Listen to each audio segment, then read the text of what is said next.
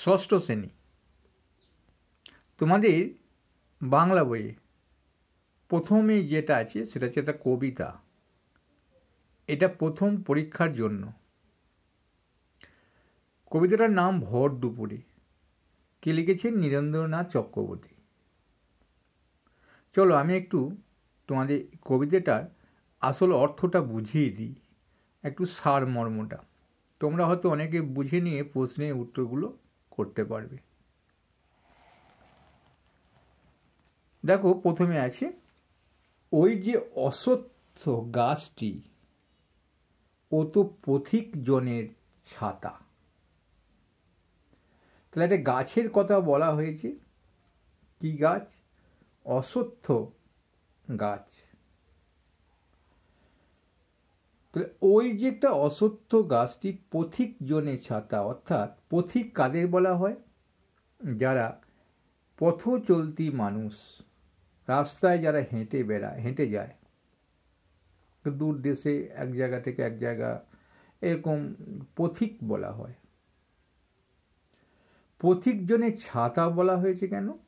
খুব ভালো একটা প্রশ্ন। দেখো, অশ্বত্থ গাছটিকে পথিক জনের ছাতা কেন বলা হবে? উত্তরটা হবে এরকম, ছাতা যেমন মানুষকে ছায়া দান করে, তেমনি অশ্বত্থ গাছ পথ চলতি মানুষকে ছায়া দান করে, তাই পথিক জনের ছাতা বলা হয়েছে। তলায় ঘাসের গালচে খানি আদর করে পাতা।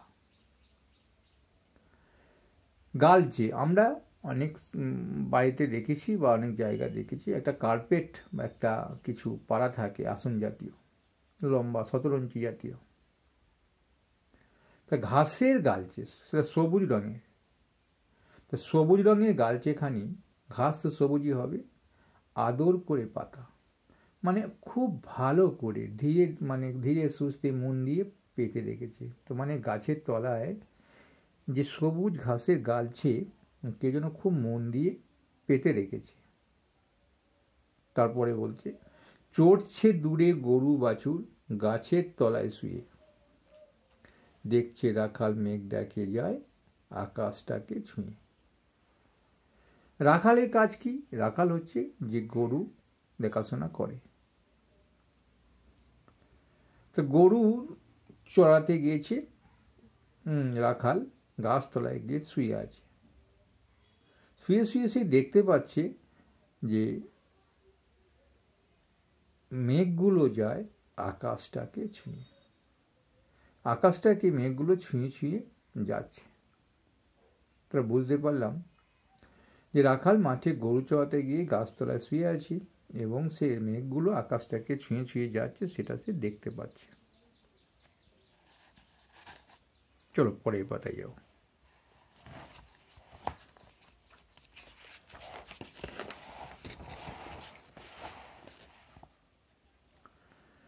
খোলের মধ্যে বোঝাই করে শুকনো খড়ের আঁটি, নদীর ধারে বাঁধা কাদের ওই বড় নৌকাটি। তাহলে আমরা কি বুঝতে পারলাম? এখানে একটা নৌকা দাঁড়িয়ে আছে। খোল হচ্ছে ভিতর, নৌকার মাঝখানটা, নৌকার ফাঁপা জায়গাটা। সেখানে কি আছে না, সেখানে খড়ের বোঝাই করা আছে, শুকনো খড়ের আঁটি বোঝাই করা আছে, শুকনো খড়ের আঁটি। কেন না, নদীর ধারে আমরা অনেক সময় দেখতে পাই, বড় বড় নদীর ধারে, যে সেখানে খড়গুলো বোঝাই করে দূরে কোনো কারখানায় নিয়ে যায়, কাগজ কারখানায় হোক, কোনো যেখানে খড়টা কাজে লাগে। তো সেই জন্য বোঝাই করা আছে নদীর ধারে একটা নৌকা, শুকনো খড়ের আঁটিতে বোঝাই করা আছে। কাদের নৌকা জানে না, কতক সেখানে কাদের নৌকাটা জানে না। ওই যে বড় নৌকাটি, সেখানে বলছে বাঁধা কাদের ওই বড় নৌকাটি। কেউ কোথাও নেই, বাতাস ওড়ায় মিহিন সাদা ধুলো। মিহিন হচ্ছে পাতলা বা মিহি। কেউ কোথাও নেই অর্থাৎ কোন জায়গায় বলেছে? নদীর ধারে বলেছে। তাই নদীর ধারের দৃশ্যটা কেমন আমরা বুঝতেই পারছি, কেউ কোথাও নেই, সেখানে শুধু বাতাস পাতলা বা মিহি সাদা ধুলো ওড়াচ্ছে। ভর দুপুরে যে যার ঘরে ঘুমোচ্ছে লোকগুলো। এটা দুপুর বেলার গল্প, দুপুর বেলার কাহিনী, দুপুর বেলার ঘটনা। তাই ভর দুপুর, ঠিক দুপুর বেলা 12টা থেকে 2টো পর্যন্ত একটা সময়, 1টা থেকে 2টো পর্যন্ত ভর দুপুর যেটাকে বলা হয়, সেই সময় কিন্তু ঘুমাচ্ছে লোকগুলো। অর্থাৎ সেই জায়গাটা এত ফাঁকা আছে, সেখানটা লোকজন নেই দেখে কথকের মনে হয়েছে সে সবাই ঘুমাচ্ছে। শুধু কি আর মানুষ ঘুমায়? যে জানে সেই জানে, আঁচল পেতে বিশ্বভুবন ঘুমাচ্ছে এখানে। বলছে, কথক বলতে চাইছে যে শুধু কি এখানেই মানুষ ঘুমায়? শুধু ঘরে ঘরে কি মানুষ ঘুমাচ্ছে? না, এখানেও বিশ্বভুবন আঁচল পেতে ঘুমাচ্ছে। আঁচল কাকে বলে? কাপড়ের শেষ অংশ। অর্থাৎ কি বলতে চাইল এখানটা? এতই নীরবতা, এতই সেখানে জনহীন যে মনে হচ্ছে যেন মানে সেই গ্রীষ্মের দিনে মারা কাজের ফাঁকে যেমন একটুখানি খাওয়া দাওয়ার পর একটুখানি আঁচল পেতে ঘুমিয়ে নেয়, কাপড়ের শেষ অংশটাকে বিছিয়ে দিয়ে ঘুমিয়ে নেয়, একটু শুয়ে ক্লান্তি দূর করে, তখন চারিদিক সবাই নিস্তব্ধতা বিরাজ করে, কারণ মায়েদের ঘুম যাতে না ভেঙে যায়, সবাই চুপচাপ থাকে। সেরকমই যেন একটা বিশ্বভুবন ওখানে একটা আঁচল পেতে দিয়েছে নদীর ধারে।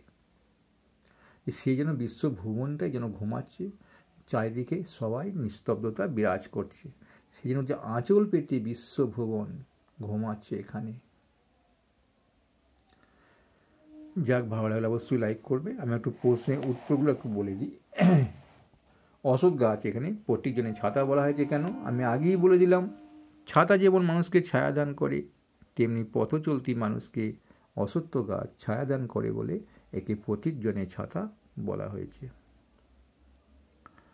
আর এই উত্তরটা যদি দেখতে চাও আমি একটু দেখিয়ে দিই, আমি একটা বই থেকে, মানে এটা ছাত্রবন্ধু হোক সহায়িকায় হোক, একটা বই রয়েছে। দেখো এখানে রয়েছে যে তার আগে প্রশ্নগুলো কয়েকটা ছিল। বর্তমান কোথায় বাড়ি লিখে নাও, ফরিদপুর জেলায় বলছে জন্ম হয়। তার লেখা কাব্যগ্রন্থগুলোর নাম নীল নির্জন উলঙ্গ রাজা। তারপর বলেছে অশ্বত্থ গাছকে প্রতিজনের ছাতা বলা হয়েছে কেন? ছাতা বলা হয়েছে কারণ ছাতা, অশ্বত্থ গাছ ছাতার মতো প্রতিজনকে ছায়াদান করে। আর আমি যেটা বললাম সেটা বললেও হবে। নদীর ধারে কোন কোন দৃশ্য ফুটে উঠেছে? নদীর ধারে শুকনো খড়ের আটি বোঝাই করা বড় নৌকা দাঁড়িয়ে থাকার দৃশ্য ফুটে উঠেছে। এছাড়াও সেখানে বাতাস মিহিন সাদা ধুলোর আছে, এই দৃশ্যটাও ফুটে উঠেছে। আমি একটু তোমাদের এই বই থেকে উত্তরগুলো একটু দেখিয়ে দিই যারা এই বইটা থেকে পড়াশোনা করবে। দেখো বাঁ দিক ডান দিক ছিল একই অর্থযুক্ত শব্দগুলো ওখানে করতে বলছে। তৃণ ঘাস হবে, তটিনী নদী হবে, গোরক্ষক রাখাল হবে, পৃথিবী ভুবন হবে, জলধর মেঘ হবে। তারপরে চলো আমরা আরো কিছু প্রশ্ন দেখিয়ে দেব।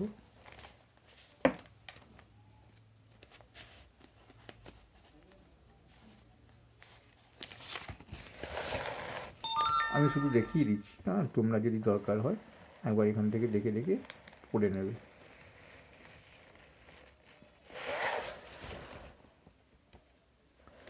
তারপরে প্রশ্নের উত্তর কোটা।